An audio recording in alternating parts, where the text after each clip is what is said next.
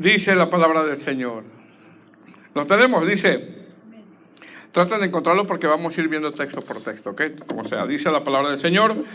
Pero oyéndolo, Nehemías 2:10. Pero oyéndolo, Sanballat, horonita, y Tobías, el siervo amonita,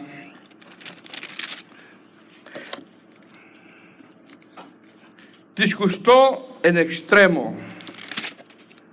Les disgustó en extremo que viniese alguno para procurar el bien de los hijos de Israel. Amén. Bueno, vamos a orar, hermanos. Padre Santo, te damos gracias por tu palabra, por esta reunión. Somos bendecidos al estar aquí, Señor, desde que llegamos. Somos bendecidos de estar en tu presencia. Reconozco, Señor, que siento en ocasiones una angustia, porque es tu palabra la que se va a hablar. Y te pido que me ayudes, te pido que me guíes. Necesito de ti, mis hermanos y yo. Aquí estamos, Señor. Auxílianos y te damos gracias en el nombre de Jesús. Amén. Siéntese, hermano.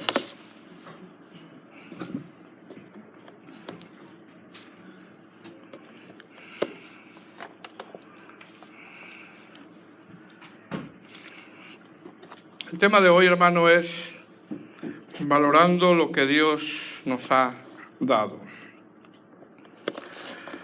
La versión lenguaje actual, en este verso del capítulo 2, verso 10, dice: cuando Sanballat, el de Orón, y Tobías, el funcionario amonita, se enteraron de todo esto, se disgustaron mucho de que yo hubiera llegado para ayudar a los israelitas. ¿Qué nos enseña este capítulo 2 de Nehemías? Nos enseña a valora lo que tienes, hermano. Valora lo que Dios te ha dado. Valora tu esposa. Valora tu esposo. Valora los medios de gracia. Valora la vida cristiana. Ahora, con esto no estoy diciendo que tu esposo está en ruinas, no. O tu esposa, tu esposo, no. No estoy diciendo eso. Sin embargo, vemos en estos pasajes por la condición física, moral, material y espiritual en cómo está Jerusalén. Claramente vemos que este pueblo fue bendecido, pero no valoró lo que Dios le dio, ya que Jerusalén, hermano, en este capítulo 2 está en ruinas. ¿Qué va a hacer el Señor con Nehemías? Va a edificar. Va a dar consolación. Va a sacar un hombre que vivía en la comodidad de un palacio y llevarlo a un lugar de ruinas para que sea de bendición. Y de eso se trata este libro de Nehemías. ¿Quién es Nehemías, amados hermanos? En el capítulo 1 del verso 1, del 1 al 11, la narración nos comienza a decir quién es Nehemías. Nehemías era una de las personas que habían sido llevadas cautiva después de que Jerusalén había sido destruido. Dios, amados hermanos, había disciplinado a su pueblo por causa del pecado, ya que una y otra vez Dios había venido hablando: vuelvan a mí, vuelvan a mí. Y al hacer caso omiso, ahora el pueblo de Dios está cautivo y la ciudad está destruida. Nehemías está cautivo sirviendo como copero del rey, donde ya habían pasado algunos años. Mas sin embargo, cuando Nehemías se entera por Anaí de cómo estaba el remanente que quedó en Jerusalén, la Biblia dice, la palabra del Señor dice que Nehemías se duele y llora. Nehemías se entera de que el remanente está en gran afrenta, está en gran mal. Los muros de Jerusalén están derribados y las puertas quemadas en fuego. Y Nehemías se duele y llora. Dice el capítulo 1, verso 4. Si vamos ahí. Cuando oí estas palabras, me senté y lloré e hice duelo por algunos días. Amados hermanos, Nehemías llora, Nehemías se duele, y donde al parecer como que Nehemías tiene cierta impotencia. La versión lenguaje actual dice: cuando oí esto me senté a llorar y durante varios días estuve muy triste y no comí nada. Sin embargo, todo fue porque no valoraron lo que Dios les había dado. Sin embargo, amados hermanos, ya era tiempo de que Jerusalén fuera edificada. Y Nehemías, amado hermano, hace una oración que todos conocemos. Nehemías no se quedó ahí llorando nada más. Porque después de llorar y dolerse, el verso dice que ayuna y ora. Y muchos de nosotros, hermanos, conocemos la oración de Nehemías. Cuando Nehemías termina de orar, vemos cómo el Señor le concede su petición, poniendo en gracia a Nehemías delante del rey y de ir a Jerusalén a edificar los muros. Así de que estos versos del capítulo 2 con el que comenzamos, vemos cómo Nehemías llega a Jerusalén para comenzar una obra que ante los ojos de los hombres es imposible, hermano, realizar. Sin embargo, cuando Dios está en el asunto, hermano, todo es posible. La tarea de Nehemías era edificar. La tarea de Nehemías era una tarea ardua, ya que las murallas están caídas. Jerusalén está en un auténtico escombro.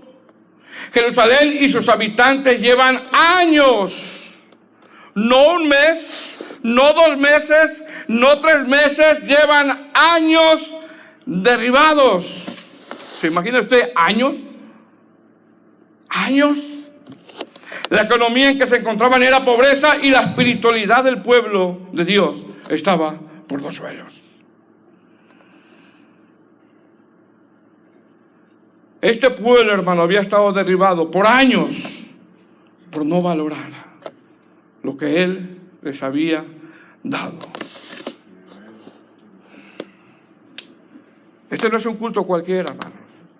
Cada culto no es un culto cualquiera.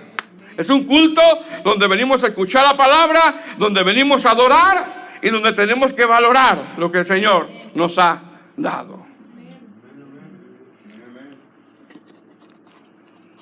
Cuando Nehemías llega, mira que todo está caído. ¿Te imaginas, hermano, todo caído? Su economía, la moral, la vida espiritual de este pueblo, todo estaba en ruinas. Y ahora Nehemías, que es enviado por el Señor, tendría que hacer una ardua labor. ¿Cómo podemos dividir estos versos, hermanos? Número 1, del verso 9 al verso 10 vemos oposición. Número 2, del verso 11 al verso 12, Nehemías llega a Jerusalén y espera. Número 3, del verso 13 al verso 16, Nehemías examina la situación que es real. Número 4, del verso 17 al verso 18, Nehemías comienza a poner manos a la obra. Y número 5, en el verso 19 al 20, Nehemías muestra sus convicciones de hacer la labor que el Señor le había mandado hacer. Número 1, del verso 9 al verso 10 vemos oposición. ¿Estamos ahí, hermanos? Dice la palabra del Señor. Viene luego, verso 10, perdón. Bueno, verso 9. ¿Estamos ahí? Dice la palabra del Señor. Vienen luego los gobernantes del otro lado del río y le di las cartas del rey. Y el rey envió conmigo capitanes del ejército y gente de a caballo. Pero yéndolos Sanbalat, Horonita y Tobías, el siervo amonita, les disgustó en extremo que viniese alguno para procurar el bien de los hijos de Israel. Mire bien, hermanos. Una vez que Nehemías se le abren las puertas para ir a Jerusalén y dar comienzo a la edificación de algo que por años, no un mes, no 2 meses, algo que por años estaba derribado, hacer esta obra no iba a ser fácil. Note que el Señor le abrió puertas. Pues, sin embargo, a pesar de que el Señor le abrió puertas, porque si leemos la oración de Nehemías, vemos claramente la providencia de Dios, vemos la soberanía de Dios, vemos que a pesar de que el Señor le abre puertas, eso no evade que Nehemías empezó a experimentar oposición. Oposición. Cuando usted, amados hermanos, pone manos en el arado, cuando usted se decide a comprometerse con lo del Señor, algo se levanta, algo empieza a ocurrir. ¿No le ha pasado, hermano? ¿No le ha pasado que cuando usted no hace nada, como que todo está tranquilo, mas sin embargo, cuando pone manos en el arado y comienza a servir al Señor, empieza una resistencia? ¿Qué vemos aquí? Vemos que Nehemías llega a Jerusalén, mas sin embargo hay 3 opositores, que son, número 1, Sanballat Horonita, número 2, Tobías el siervo amonita, y número 3, Gesem el árabe. Eso lo nombra más adelante. 3 opositores. Y 3 opositores tiene el cristiano. Número 1, la carne. Número 2, el mundo. Y número 3, ¿quién es? El adversario. Dice el verso 10. Pero oyéndolo Sanballat Horonita y Tobías el siervo amonita, les disgustó en extremo, dice en extremo, que viniese alguno para procurar el bien de los hijos de Israel. Pregunta, ¿quién es Sanballat Horonita? Sanballat Horonita es un samaritano, que a la vez significa sin Dios o el dios luna. Algunos comentaristas creen que este samaritano era gobernador de Samaria, al norte de Judá, donde conocía de Dios, sabía quién era Dios. Más sin embargo, tenía una mezcolanza con otros dioses. Conocía de Dios, pero tenía una mezcolanza, y a Dios no se le puede servir con mezcolanza. ¿Quién es Tobías el siervo amonita? Tobías el siervo amonita es otro samaritano que, aunque Tobías es un nombre hebreo, fíjense bien, Tobías es un nombre hebreo. Algunos eruditos interpretan que Tobías era un judío que se convirtió en amonita y que a la vez era gobernador al oriente rumbo a Edom. Imagínate, un judío convertido en amonita. Y por último vemos a Gesem el árabe, que eso lo menciona más adelante. ¿Quién es Gesem el árabe? Gesem el árabe era alguien que gobernaba al sur de donde era el acceso de Egipto. De manera que la oposición que enfrentó a Nehemías, amados hermanos, venía de 3 lados. Gesem al sur, Sanballat al norte y Tobías al oriente. Y los 3 conocían al Dios verdadero, pero tenían mezcolanza. Por todos lados había oposición. Sin embargo, a pesar de que Nehemías, amados hermanos, comienza a ver la oposición, ¿qué hace? No se arrebató, sino que esperó en el tiempo de Dios. Verso 11. ¿Lo tiene? ¿Qué dice el verso 11, hermanos? Llegué, pues, a Jerusalén, y después de estar allí, ¿cuántos días? 3 días. ¿Qué dice el verso, hermano? Después. Mira, amado hermano, que cuando Nehemías llega, no dice, llegué y me puse a trabajar con los materiales y vamos, manos a la obra. No. No. Esperé. No llegó y se arrebató y vamos por el cemento, vamos por la madera, vamos por los materiales, manos a la obra. No, esperó. Dice, llegué pues a Jerusalén y después de estar allí 3 días. Verso 12, me levanté de noche, yo y unos pocos varones, y no declaré. ¿Qué es eso? Prudencia. Y no declaré a hombre alguno lo que Dios había puesto en mi corazón que hiciese en Jerusalén, ni había cabalgadura conmigo, excepto la única en que yo cabalgaba. ¿Qué hizo Nehemías, hermano? Nehemías llegó y esperó. ¿Sabe qué estaba haciendo Nehemías? Estaba observando. Nehemías seguramente en esos 3 días escuchó lo mal que estaba la gente. Nehemías seguramente en esos 3 días conoció a las personas que le decían lo que estaba sucediendo. Y acá hay una lección. Es aprender a escuchar.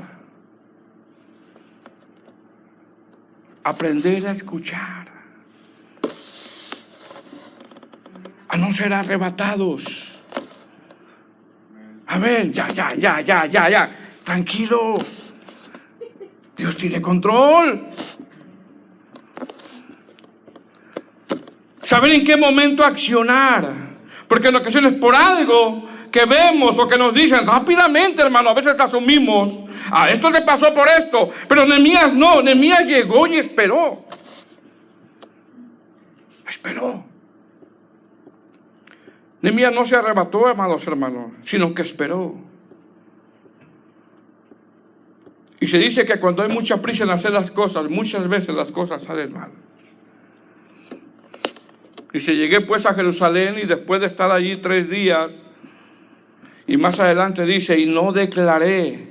Es decir, Nehemías llegó, hermano, y no alardó. Nehemías llegó y el pasaje bíblico muestra su prudencia, callado, no habló a la ligera, esperó y calló, porque a veces calladitos nos vemos más bonitos. Y no hablar a la ligera y sin prudencia. Hermanos, esto nos enseña que lo que es la prudencia, y aunque en ocasiones tenemos que hablar, en ocasiones también tenemos que callar. ¿Sabe qué está haciendo Nehemías, hermano? Nehemías está esperando, está en espera. Nehemías está viendo algo. ¿Sabe qué está viendo? Está viendo la realidad. Está viendo la realidad. No se apresura a decir algo. O es que esto te pasó por esto y por esto y por esto y por esto. Y ni siquiera sabe si pasó eso. No, esperó y está viendo la realidad. Nehemías no se hace de la vista gorda, sino que ve. Nehemías ve una realidad que en ocasiones no queremos ver, pero es la realidad.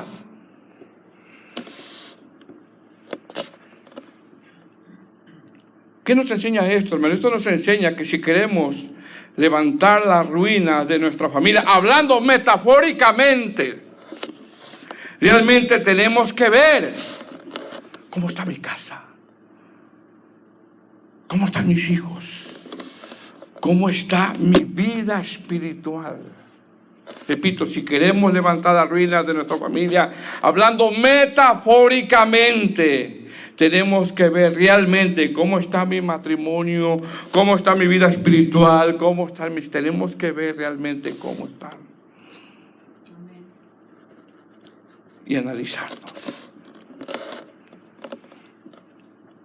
Nehemías está esperando y examina la situación.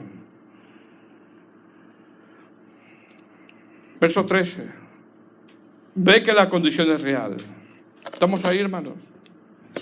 Y salí de noche por la puerta del valle hacia la fuente del dragón y la puerta del muladar, y observé los muros de Jerusalén que estaban derribados y sus puertas que estaban consumidas por el fuego. Pasé luego a la puerta de la fuente y al estanque del rey, pero no había lugar por donde pasase la cabalgadura en que iba. Y subí de noche por el torrente y observé el muro y di la vuelta y entré por la puerta del valle y me volví. Verso 16, y no sabían los oficiales a dónde yo había ido, ni qué había hecho, ni hasta entonces le había declarado yo a los judíos y sacerdotes, ni a los nobles y oficiales, ni a los demás que hacían la obra. Repito, amados hermanos, una vez que Nehemías espera, en estos versos, Nehemías ve la condición real en cómo está Jerusalén, en cómo están los habitantes que habían quedado.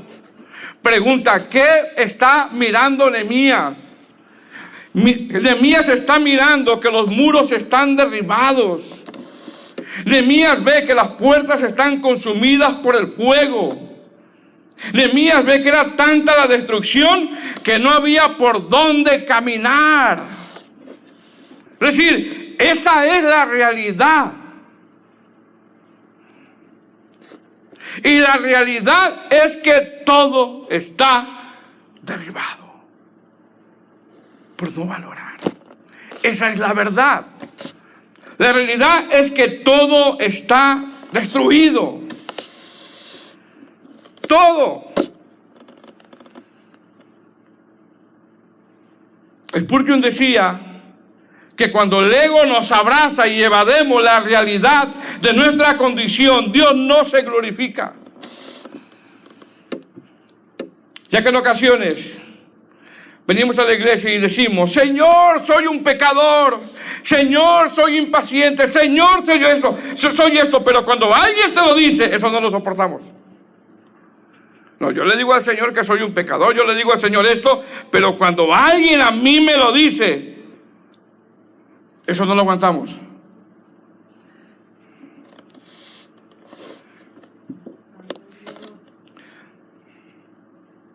Amados hermanos, Nehemías está viendo la condición real en cómo se encontraba Jerusalén. Y la pregunta es: ¿cuál es la condición real de nuestra vida en Cristo? ¿Cuál es?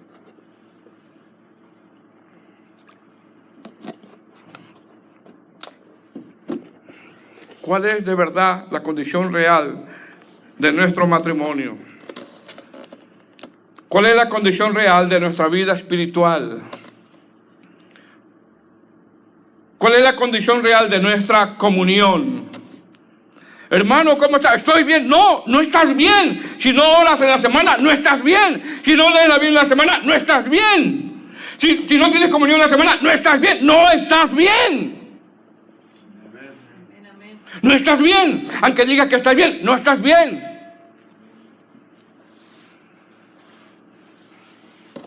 ¿Cuál es la condición real de nuestra vida espiritual? Nehemías está viendo la condición real.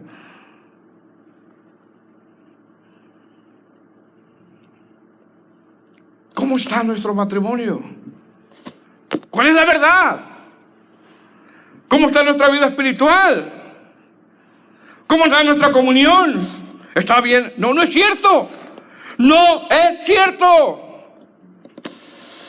Porque si no se ora, si no se lee la Biblia, si no hay comunión, no estamos bien.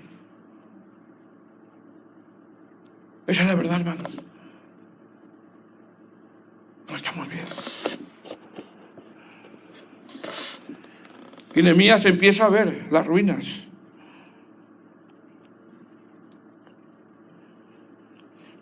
Hay que hacer algo, hermanos. Hay que hacer algo. Porque aquí Nehemías, una vez que ve la condición, se pone manos a la obra. Verso 17. ¿Tiene? Le dije, pues, vosotros veis el mal. ¿Qué dice Nehemías? ¿En qué estamos? Él se está incluyendo. Él se está incluyendo. Ay, no, pero yo soy bien espiritualoide. No, él se está incluyendo. Se está incluyendo. Le dije, pues, vosotros veis el mal en que estamos, que Jerusalén está desierta y sus puertas consumidas por el fuego. Venid y edifiquemos el muro de Jerusalén y no estemos más en oprobio. Entonces les declaré cómo la mano de mi Dios había sido buena sobre mí, y así mismo las palabras que el rey me había dicho. Y dijeron, levantémonos y edifiquémonos. Así esforzaron sus manos para bien. Mire bien, hermano.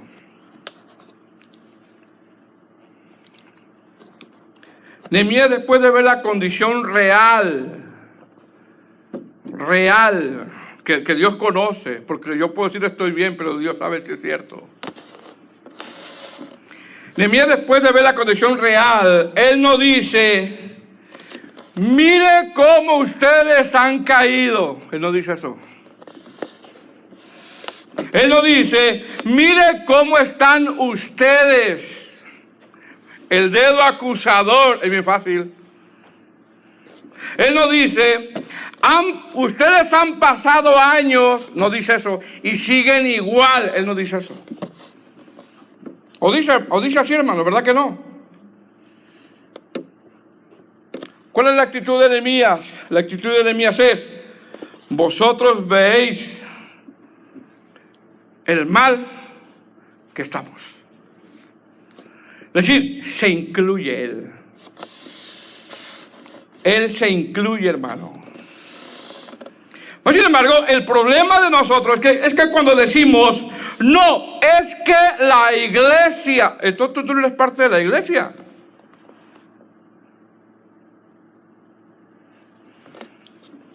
Ese es un problema. Cuando nosotros decimos, es que la iglesia, es que el pueblo, es que el hermano, es que mi esposo, es que mi esposa, son ellos, porque yo soy un querubín.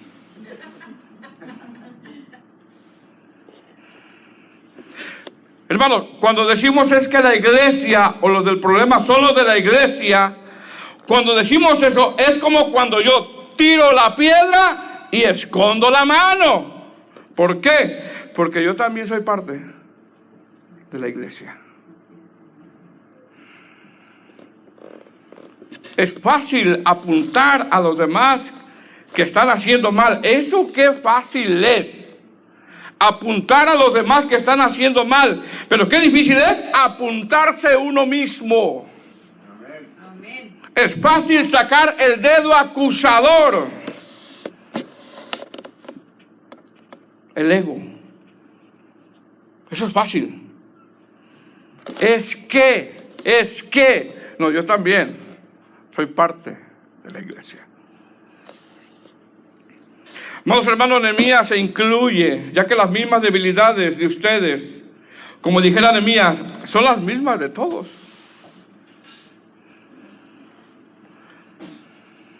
Usted y yo, antes de poner el dedo acusador, deberíamos de decir, usted y yo, antes de poner el dedo acusador, deberíamos de decir, tenemos un problema. Tenemos un problema. Porque usted tiene debilidades, yo también. Porque usted tiene fallas, yo también. Porque usted tiene un mal carácter, yo también. Porque usted tiene sus luchas, yo también.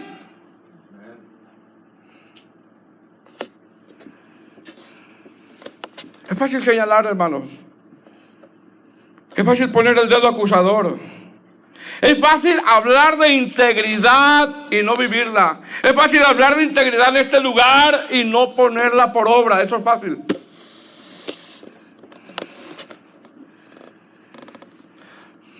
Oh, pero es que yo no estoy sirviendo. Eso no evade tu responsabilidad como hijo de Dios. No evade. Tanto el que sirve como el que no. Dios pedirá cuentas. ¿Qué dice Nehemías? Vosotros veis el mal en que estamos. Se incluye. Hermano, ¿qué le está diciendo Nehemías? Le está diciendo, estemos conscientes de nuestra realidad. Esta es nuestra realidad. Aceptemos el problema que tenemos.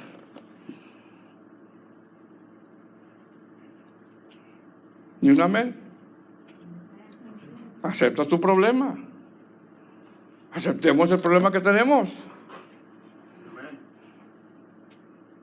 Nehemías no dijo, no es cierto, son ellos. No dijo eso. Porque tendemos, hermano, a justificarnos. Nehemías no se justificó. Nehemías también se consideró parte del problema. Cuando Nehemías ve la real condición del problema, Nehemías no dijo, no es cierto, yo cancelo, yo anulo, mentira. No dijo eso. No dijo eso. Nehemías dijo, esto es una realidad. Estamos mal. Los muros están caídos, las puertas están quemadas, estamos mal. Nehemías dijo, estamos mal y hay que trabajar en ese mal. Estamos mal y hay que reconocer ese mal para que vengan cambios.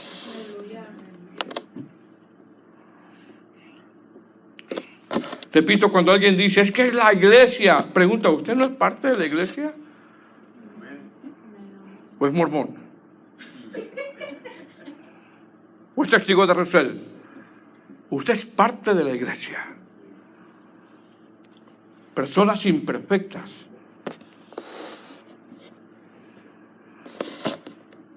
Cuando alguien dice, es que es ella, es él. ¿Usted no es parte de ese matrimonio? No. No es.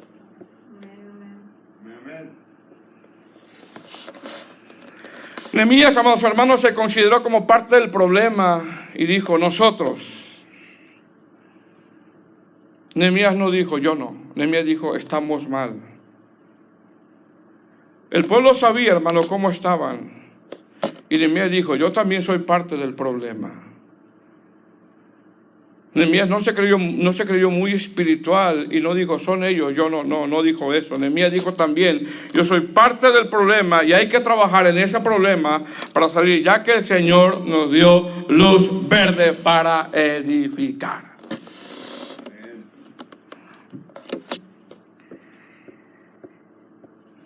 ¿Cuántos pueden reconocer que es parte del problema también? Dice al final del verso 18, levantémonos y edifiquémonos. Esto es lo que el Señor nos mandó. Amén. Entonces les declaré. Amén, hermanos. Como la mano de mí, ¿qué dice? Dios. Es decir, Nehemías antes de comenzar a edificar primero pone a Dios, mi Dios. Si Nehemías dice, mi Dios puso gracia en mi vida, mi Dios movió el corazón del rey, mi Dios me mandó a este lugar, mi Dios proveyó lo que necesitamos para edificar. Y la única razón del por qué estamos aquí es por mi Dios. Esa es.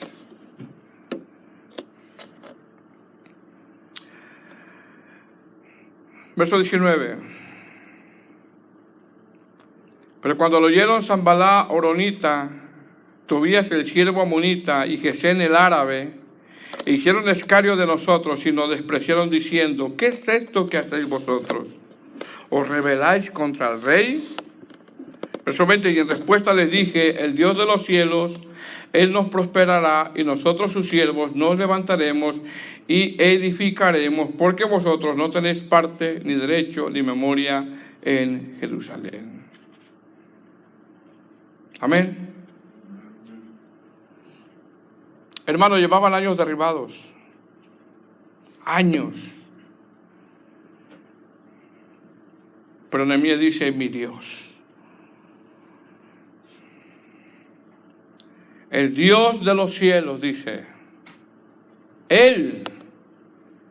Amén, hermanos. Él nos prosperará y nosotros, sus siervos, nos levantaremos y edificaremos. Nehemías no dice, amados hermanos, te has metido con el ungido del Señor. No dice eso. Le dice, el Dios de los cielos, Él nos prosperará. ¿Prosperar a qué? A edificar.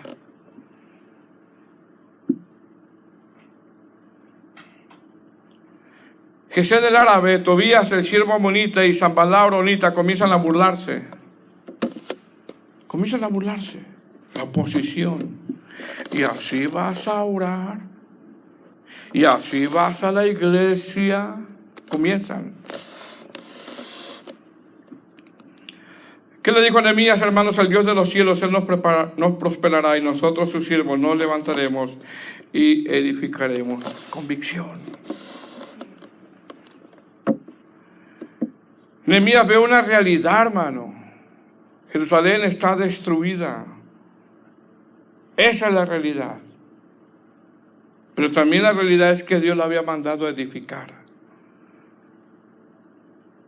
Nehemías significa consolación de Dios, o Dios ha consolado, o reconfortado por Dios. El Señor de una manera va a usar a Nehemías para que a través de su ministerio el pueblo comience a ser consolado. Nehemías, amados hermanos, aunque vio las ruinas, no tiene la mirada en las ruinas, ya que el propósito de Nehemías es edificar. Edificar algo que el pueblo en su momento no valoró. Así de que, amados hermanos, valoremos lo que el Señor nos ha dado. Amén. Valora a la iglesia, valora tu vida cristiana, valora a tu esposa, valora a tu esposo, valora a tu familia. Amén. Amén.